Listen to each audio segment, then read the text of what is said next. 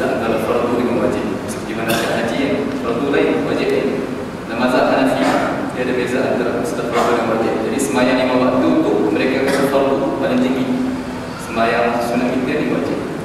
Baik, wajib pada mazhab Hanafi, tapi mazhab kita sunat muakkad. Apa maksud sunat muakkad? Boleh tinggal. Itu yang orang faham. Orang faham bila sebab sunat boleh tinggal. Tak. Bila sebab sunat kena buat. Sebab sunat adalah pagar kepada wajib. Kalau kita tak buat sunat, wajib kita adalah bahaya. Orang yang biasa sembahyang sunat, maka syaitan jauhlah untuk membisik telinga dia supaya meninggalkan sembahyang fardu. Tapi orang yang menjaga sembahyang sunat, maka jauh bagi syaitan untuk membisikkan telinga dia supaya meninggalkan sembahyang fardu. Sebab ada benteng. Jadi antara benteng yang terkuat sekali ialah sembahyang sunat witir. Jadi dalam mazhab Syafi'i paling minimum 1 rakaat. Di mazhab-mazhab yang lain, mazhab yang Malik misalnya, paling minimum 3 rakaat. Juga mazhab Hanafi paling minimum 3 rakaat. Jadi eloknya kita buat 3 rakaat. Dan paling maksimum 11 rakaat. Ini cuma amalkan. Saya berubah pesan pada tuan-tuan, perempuan dan diri saya sendiri. Kita cuba amalkan, jangan tinggal sembahyang sunat witir 3 rakaat setiap malam. Dan Sayyidina Abdullah bin Umar kata sembahyang maghrib adalah witir nahar, witir waktu siang. Dan sembahyang sunat witir adalah witir penutup sembahyang sunat malam. Penutup sembahyang waktu siang ialah maghrib 3 rakaat witir. Dia angka ganjil. Penutup sembahyang malam ialah sembahyang sunat witir 3 rakaat ganjil. Ada 2 cara. Yang paling afdal ialah sembahyang sunat witir sebelum masuk waktu sembahyang fajar, sembahyang subuh. Saya kena bangun awal sikit. Itu waktu paling afdal. Tapi kita tengok pada diri kita lah, adakah kita ni confirm bangun awal sempat buat sebelum subuh. Kalau kita rasa kita ni letih ataupun biasanya tak bangun awal, buatlah sebelum tidur. Baik, kalau rasa tak ada tidur, sebelum tidur pun tak boleh buat, buatlah selepas sembahyang Isyak. Saya masa di Syria dulu, boleh kata hampir kebanyakan semua orang tua sebelum mereka meninggalkan masjid mesti mereka sembahyang, lepas sembahyang sunat sampai Isyak 2 rakaat, mereka terus sembahyang sunat witir 3 rakaat. Saya tengok mereka cuba.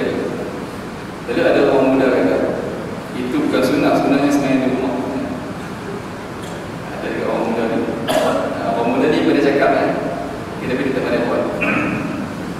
Sebab apa? Sebab dia kita tengok saya tengok kawan saya yang kritik orang tua sembahyang sunat witir di masjid. Satu hari saya pergi tidur rumah dia, dia tengok, dia kata macam saya. Lepas sembahyang Isyak, sembahyang sunat, lepas kami keluar, dia seperti rumah dia, sembahyang ada witir rumah dia kan, tak sembahyang pun kan. Saya kata, kamu ni hanya laksanakan sunat Nabi ketika keluar pada masjid. Sampai ke Allah pun tak laksanakan sunat Nabi SAW. Jadi dalam laksanakan sunat ada 2 perkara. Satu asal sunnah, satu hayat sunnah. Asal ni maksudnya asal wujudnya sunnah itu sembahyang sunat witir 3 rakaat. Baik, sifat dia yang paling afdal ialah sebelum terbit fajar. Baik, kalau kita berada di persimpangan sama ada kita nak jaga asal sunnah ataupun sifat sunnah, yang mana kita pilih, kita utamakan asal sunnah. Sebab itulah Sayyidina Abu Bakar radhiyallahu anhu, beliau tidak akan tidur selain sembahyang dulu sunat witir 3 rakaat. Sayyidina Umar pula dia pilih sembahyang witir di akhir malam. Sebab dia confirm, yakin berbangun awal. Jadi dua-dua betul. Dapat dua-dua betul. Yang penting yang tak betulnya yang tak sembahyang. Tak betulnya yang tak sembahyang. Ini saya pesan tuan-tuan dan puan. Pernah sekali Abdullah bin Umar ditanya oleh orang Islam di Madinah, wahai Abdullah bin Umar, anak pada Sayyidina Umar, iaitu di zaman pemerintahan Imam Bani Umayyah. Wahai Imam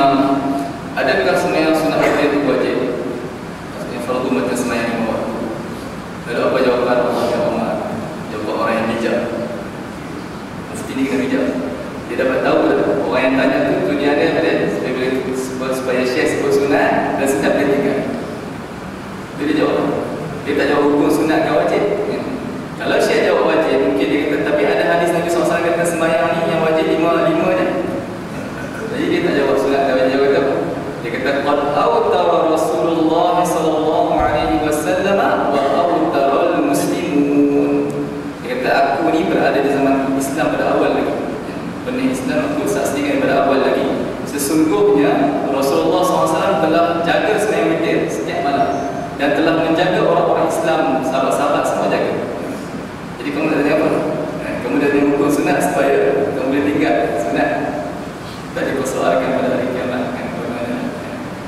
Jadi Abdullah bin Umar dia jawab soalan yang penting. Jawapan yang penting dia kata sesungguhnya bila ada syiar orang-orang soleh, orang-orang Islam, Nabi SAW dan para sahabat radhiyallahu anhu. Ini mudah-mudahan Allah Taala memberikan manfaat kepada saya dan tuan-tuan apa yang telah kita dengar daripada sabda Nabi SAW, dan mudah-mudahan Allah menjadikan kita di kalangan orang yang sentiasa solat subuh dan solat isyak berjemaah. Sebagai langkah yang pertama lah kan, kita cita-cita kita tu yang semua jemaah tu secara berjemaah di masjid ataupun di rumah Allah yang mana diazankan.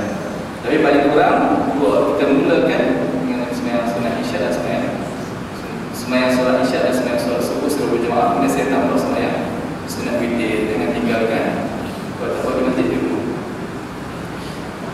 Dan orang perempuan sembahyang subuh ni, orang perempuan kalau dia sembahyang di rumah dia awal waktu, kemudian dia duduk di tempat sembahyang sampai terbit matahari dengan berzikir, baca Quran, selawat kepada Nabi SAW.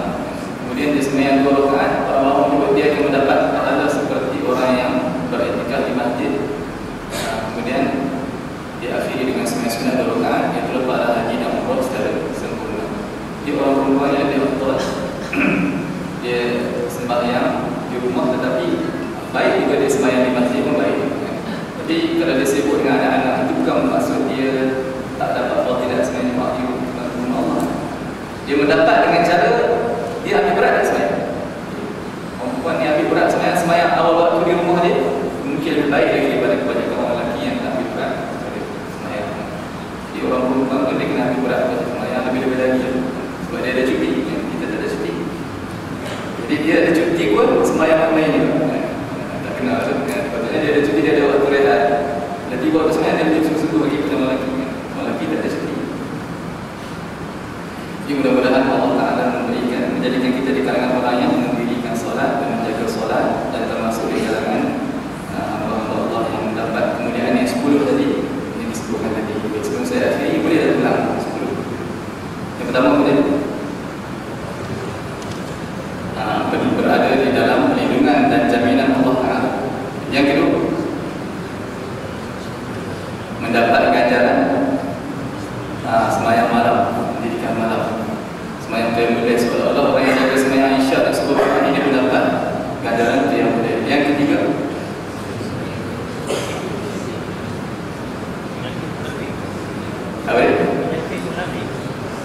selamat daripada dibersihkan hati daripada penyakit nifaq. Yang keempat, sebenarnya ni pun boleh jawab juga. Mendapat cahaya yang sempurna ketika nak menyeberangi titian sirat. Dapat cahaya yang sempurna ketika nak menyeberangi titian sirat. Subhanallah. Tapi saya tak nak cakap. Tapi kalau tuan-tuan nak tengok cerita cahaya ni, baca dalam Al-Quran. Allah cerita bagaimana keadaan kegawatan ketika nak menyeberangi titian sirat antara orang munafik dengan orang beriman. Bagaimana orang munafik nak minta cahaya sikit, kemudian maksudnya kisah menyayati siap orang munafik. Yang keempat, cahaya yang kelima, malaikat menjadi saksi. Hasan, malaikat menjadi saksi. Kita di hadapan Allah Ta'ala bahawa kita ni hamba Allah yang biasa berada dalam solat. Yang keenam, macam mana tak sebut, tak ada pesuran. Pahala haji dan umrah. Pahala haji dan umrah yang sempurna, tapi dengan syarat kita kekal dalam masjid sampai terbit matahari. Kemudian kita akhiri, kita semua keluar masjid, kita sembahyang 2 rakaat. Dan orang-orang yang pencet, yang tak ada, yang dah berhenti kerja, dia boleh buat benda setiap hari. Kami yang ada kerja pasal kegagalan, kami tak dapat apabila dilahirkan, naik satu lah. Tapi orang yang pencet untuk yang keenam, yang ketujuh,